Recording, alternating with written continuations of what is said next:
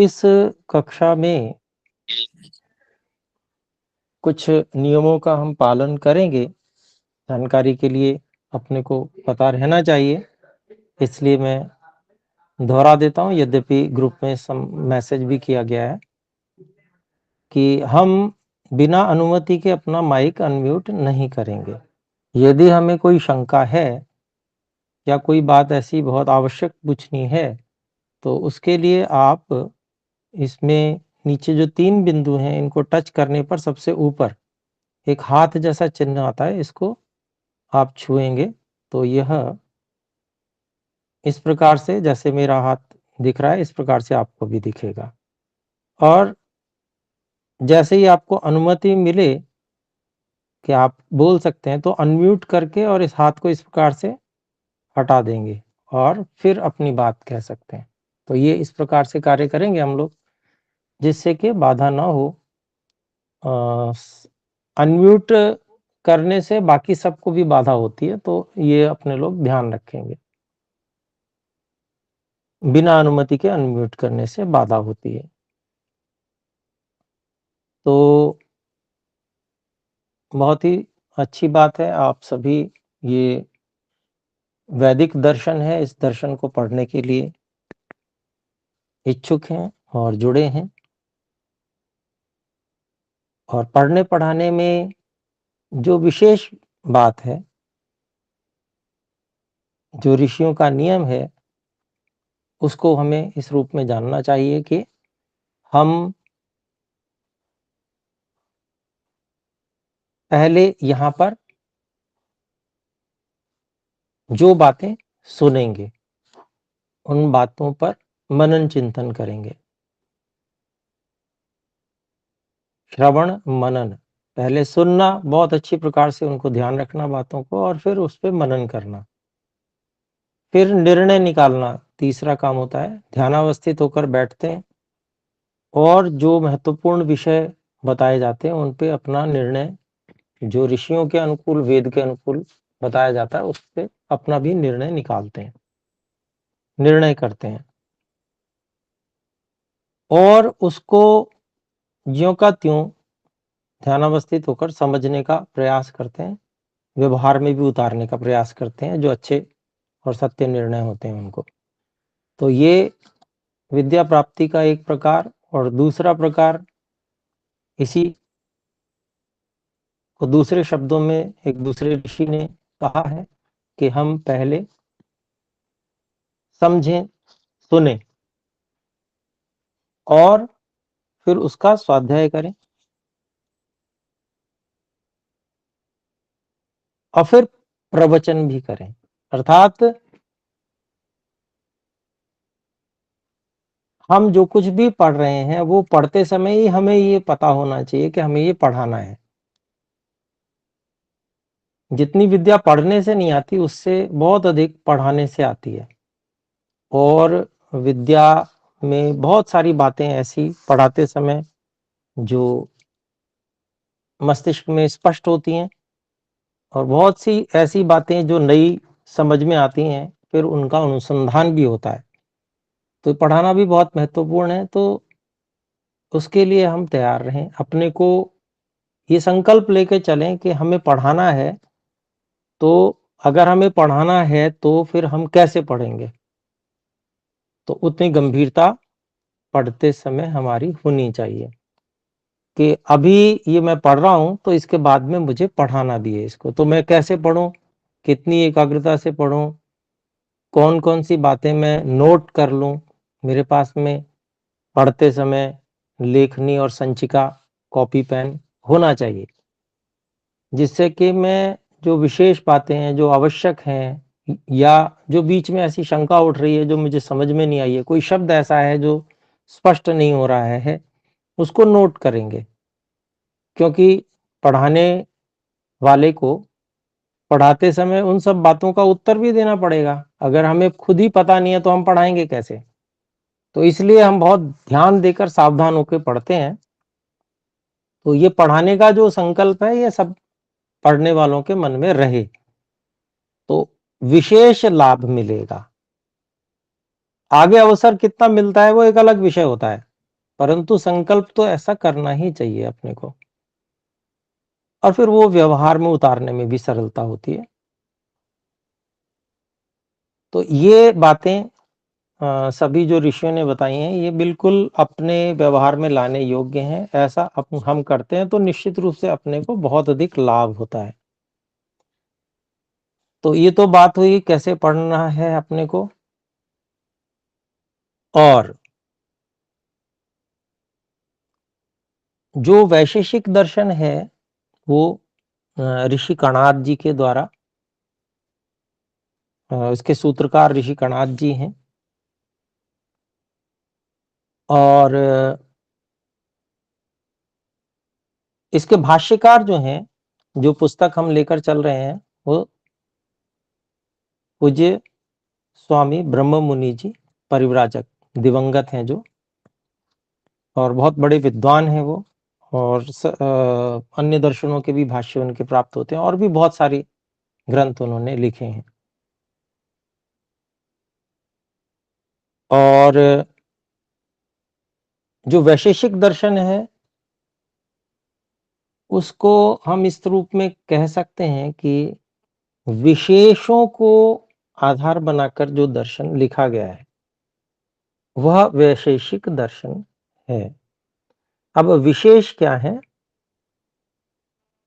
तो सामान्य है और विशेष है। सामान्य जिसमें समानता पाई जाती है वो सामान्य है, जो कारण होता है वो सामान्य होता है, लेकिन उससे जो कार्य बनते हैं, बहुत सारे अलग अलग प्रकार के कार्य बनते हैं, तो वो विशेष होते हैं। और जो बिल्कुल अंतिम होते हैं वो सबसे अधिक उनकी विशेष संज्ञा कर सकते हैं, क्योंकि उनके आगे और कोई पदार्थ नहीं बनता। तो यहां पर जो है जितनी भी वस्तुएं होती हैं उनमें समानता भी होती है और विशेषता भी होती है, लेकिन यहां जो विशेष कहा जा रहा है वो जैसे पृथ्वी जल अग्नि वायु आकाश है, और इनसे बनने वाले फिर पदार्थ हैं बहुत सारे। तो उनको जो पदार्थ इस प्रकार के हैं जो कारणों से कार्य रूप में परिवर्तित हुए हैं, तो वो जो कार्य रूप में परिवर्तित हुए हैं उनमें जो विशेषता है, भिन्नता है, उस विशेषता को समझने का प्रयास करना है। उनमें भिन्नता क्या है, तो उसके आधार पे अपने को ये आगे समझना है। अंत्य विशेष वो होते हैं, अंत्य विशेष का अभिप्राय वही जो मैंने अभी बात की, जैसे जो पार्थिव परमाणु है,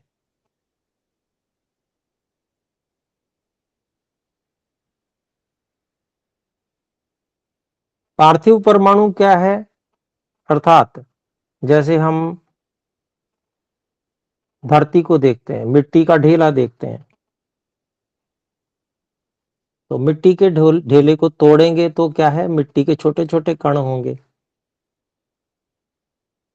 फिर उन छोटे छोटे कणों को भी अगर विभाजित किया जाए तो वो सूक्ष्मता में आ जाएंगे, तो वो एक स्थिति ऐसी आएगी जो न दिखने वाली स्थिति होगी, लेकिन वो कारण तो है ही। तो जो बहुत सूक्ष्म है उसको परमाणु कहा गया है।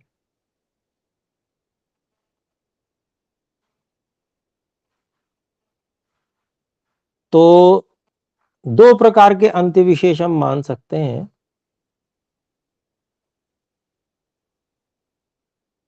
एक, जैसे उन परमाणुओं से जो संसार का निर्माण हुआ है उसमें मनुष्य कुछ बनाता है। तो मनुष्य ने कोई चीज बनाई तो वो एक अंतिम चीज हो गई, लेकिन उससे पहले मनुष्य ने जो चीज नहीं बनाई है तो वो परमात्मा ने बनाई है, ऐसा समझेंगे।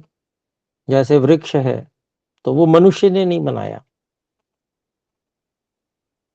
लेकिन वृक्ष, सूखे वृक्ष को काटकर और उसकी लकड़ी से कुर्सी बना दी तो ये मनुष्य ने बनाई।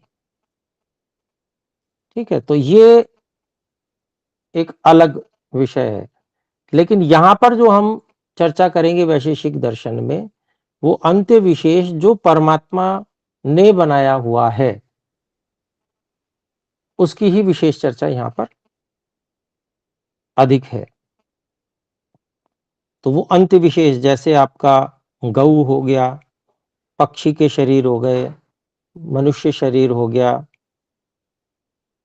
ऐसे ही वृक्ष, पर्वत और अन्य जितनी भी चीजें हैं।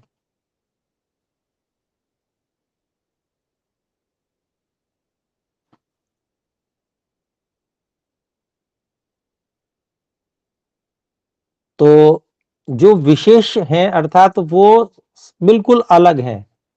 अब जैसे मनुष्य शरीर बन गया तो मनुष्य शरीर से और कुछ आगे नहीं बनेगा। गऊ का शरीर है ना, इससे आगे और कुछ नहीं बनेगा, तो ये अंत्य विशेष हो गए। और इनसे पहले वाले जितने भी हैं, मान लीजिए परमाणु है या परमाणु के बाद में जो पृथ्वी तत्व है, ऐसे ही जल तत्व है, ऐसे ही अग्नि तत्व है।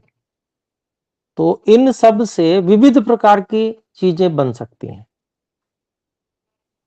तो ये सामान्य हैं और अपने आप में विशेष भी हैं। तो विशेष कैसे हैं? तो विशेष ऐसे हैं कि जैसे जो पार्थिव वस्तु है, पृथ्वी जिसको हम कहेंगे कोई मिट्टी, तो वो जल से अलग है, जल से विशेष है, तो विशेष भी है वो। लेकिन मिट्टी से बनने वाली जितनी भी चीजें हैं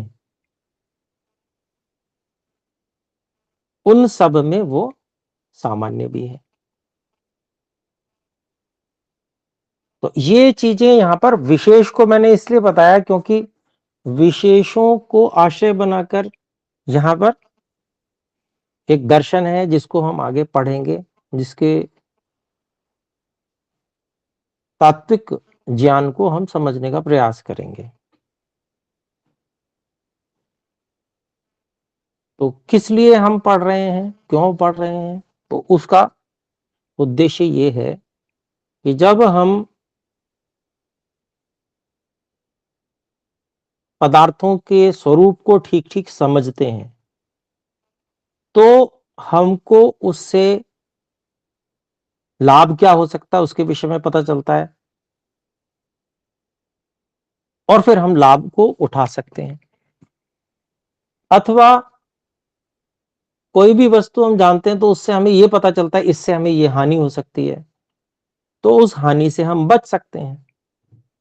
तो पदार्थ के विषय में जानना, वस्तुओं के विषय में जानना, और वो भी तात्विक ढंग से जानना, बिल्कुल ठीक ठीक जानना, उसमें कोई भ्रांति ना हो, उसका वास्तविक स्वरूप क्या है उसको बिल्कुल ठीक ठीक जानना, तो उससे जो है हमको लाभ होता है, हम उससे लाभ उठा सकते हैं। तो ये उद्देश्य है किसी भी चीज को जानने का। तो जितना अच्छे ढंग से गहराई से किसी भी चीज को हम जानेंगे तो हमारी संभावना लाभ उठाने की उस चीज से बहुत अधिक बढ़ जाएगी। हम अनेक प्रकार के अपनी आवश्यकता के अनुसार खोज भी कर सकते हैं। वस्तु का स्वरूप ठीक से पता नहीं है तो हमारी आवश्यकता में वो किस प्रकार से आ सकता है वो हमें नहीं पता होगा। वस्तु का स्वरूप ठीक ठीक पता है, तो जिस प्रकार की वस्तु की हमें आवश्यकता है, तो हम उस प्रकार की वस्तु में जो जानी हुई वस्तु है उसका कहां उपयोग हो सकता है, उसको कहां लगाया जा सकता है, वो हमें पता चल जाएगा और हम आसानी से उसका उपयोग करके लाभ उठा सकते हैं। तो यही उद्देश्य है, इस उद्देश्य से हम ये वैशेषिक दर्शन पढ़ रहे हैं, जिससे कुछ सैद्धांतिक ज्ञान हमें होगा जो बिल्कुल ठीक ठीक सत्य सत्य है वस्तुओं के विषय में। तो ये जो दर्शन है इसमें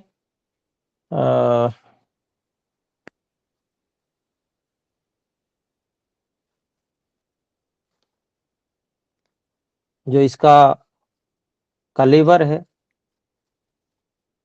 तो ये इस प्रकार से अध्याय के रूप में है। 10 अध्याय हैं इसमें और प्रत्येक अध्याय में 2-2 आहनिक हैं।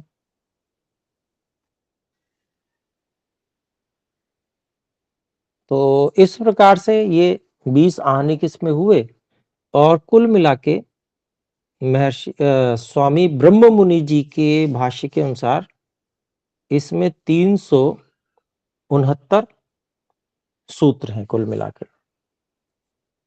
तो कुछ प्रत्येक जो है आनिक में सूत्र हैं, उन सबको मिला के हम अगर उनकी गिनती करते हैं तो वो 369 के संख्या बनती है।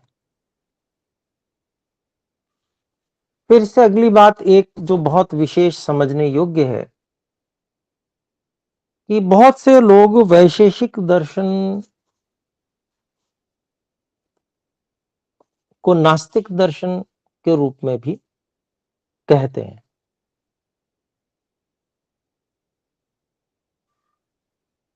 और ऐसा भी कहते हैं कि भाई सांख्य आदि का मत अलग है, वैशेषिक वालों का मत अलग है। तो उनकी बात ठीक नहीं है।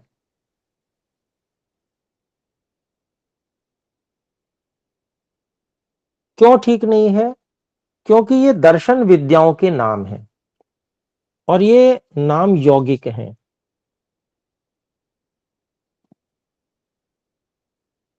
और वास्तविकता ये है कि ये वेद की ही विद्याएं हैं और वेद में से ऋषियों ने उन विद्याओं को निकालकर प्रस्तुत किया है।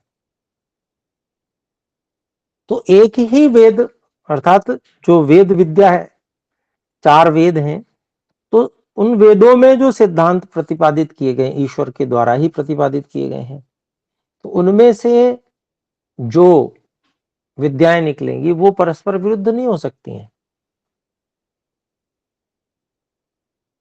उनमें समानता ही होगी। हाँ, एक दूसरे के पूरक तो हो सकते हैं। एक ने एक बात कही, उसी के समर्थन में दूसरी बात हो सकती है। एक का क्षेत्र कुछ हो सकता है, दूसरे का क्षेत्र कुछ और हो सकता है, परंतु विरोध नहीं है, ऐसा अपने को समझना होगा।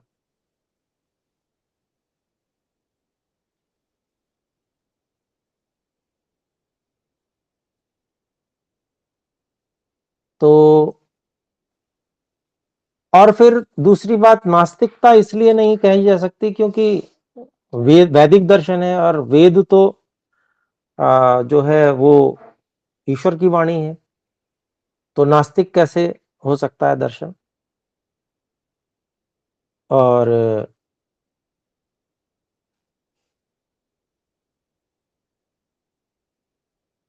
इसमें सूत्रों में भी अनेकत्र हमको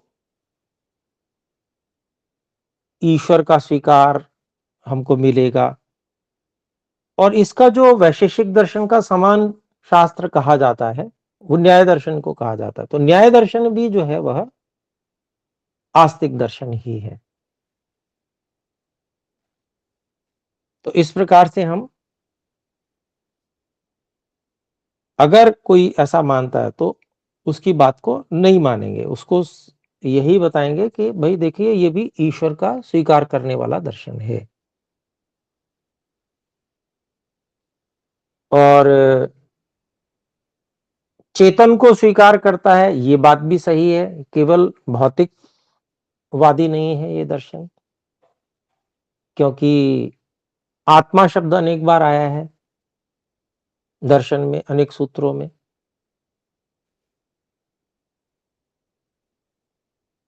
और पदार्थों में भी उसकी गणना की गई है। तो इसलिए चेतन और ईश्वर सबको मानने वाला ये दर्शन है। तो कारण प्रक्रिया भी इसमें हमको थोड़ी जाननी चाहिए। किसी भी वस्तु के कारण होते हैं, कोई भी वस्तु जो उत्पन्न हुई है उसके कारण होते हैं, तो उसमें एक समवायी कारण यहां पर बताया जाता है। तो समवायी कारण कौन सा होता है? जो समवेत रहता है, अर्थात उदाहरण में हम ले सकते हैं, जैसे वस्त्र है, तो वस्त्र का कारण समवायी कारण धागे लिए जाएंगे, क्योंकि धागे वस्त्र में समवेत हैं।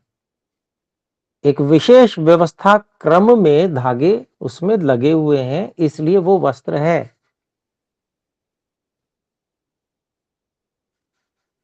धागे वस्त्र में लगे हुए हैं, तो धागों के अस्तित्व से वस्त्र का अस्तित्व है। यदि वस्त्र में से धागे हटा लिए जाएं तो वस्त्र का कोई अस्तित्व नहीं बचेगा।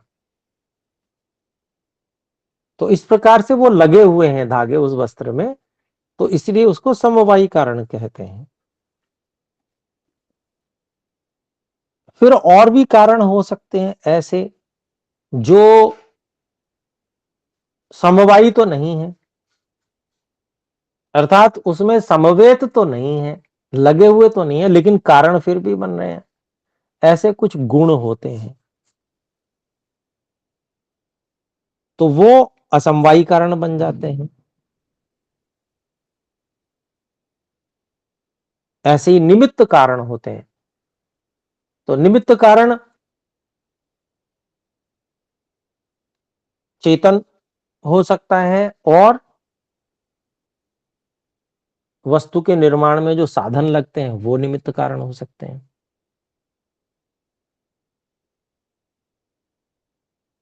तो इस प्रकार से इन सब की जो व्यवस्था है वो हम आगे भी देखेंगे।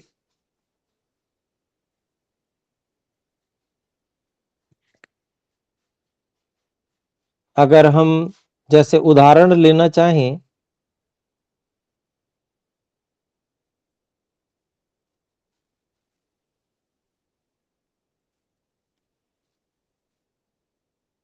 जैसे हमने वस्त्र का उदाहरण लिया था, तो वस्त्र के उदाहरण में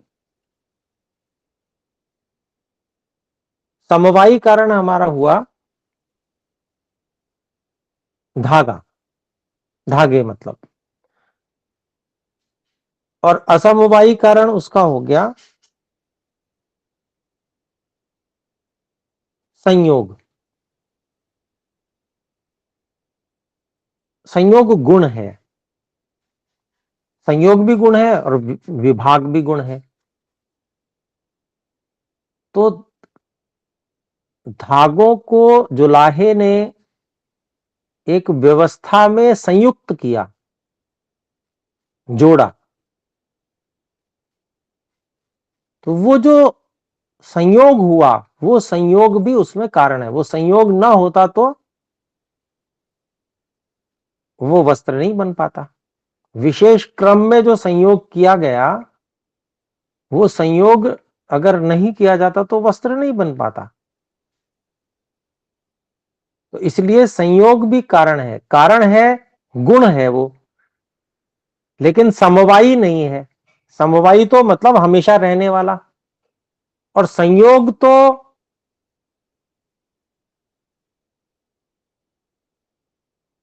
होके समाप्त हो जाता है, अर्थात संयोग हुआ, बस हो गया, फिर उसके बाद में विभाग हो सकता है। तो संयोग का अभिप्राय क्या है कि संयोग जो है धागों का आपस में एक विशेष क्रम में जुड़े रहना, तो ये संयोग है, और संयोग बहुत आवश्यक कारण है। समवायी नहीं है इसलिए इसको असमवायी कारण कह देंगे।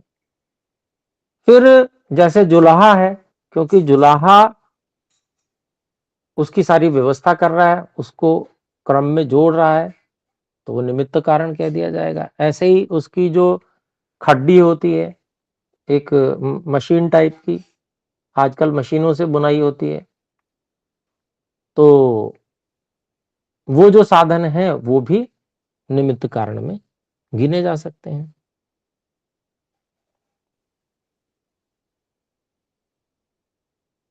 तो ऐसे करके कारणों का जो विवेचन यहां पर हम वो भी करेंगे। तो भूमिका में थोड़ी बातें इसलिए मैंने बताई कि दर्शन को पढ़ना आरंभ करने से पहले कुछ बातें हम समझ जाएं।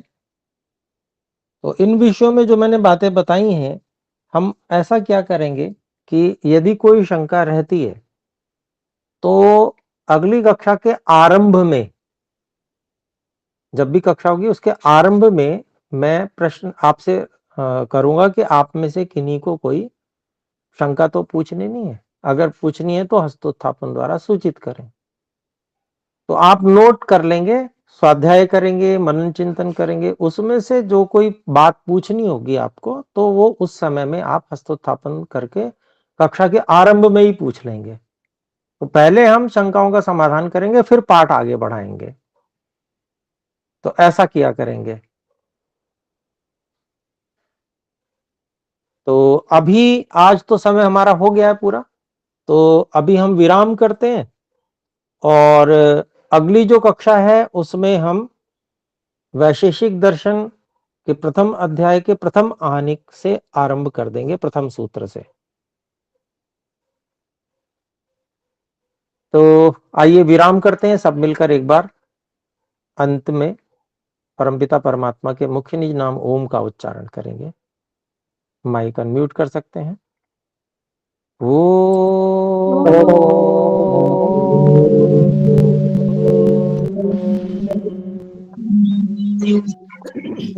सभी को सादर नमस्ते।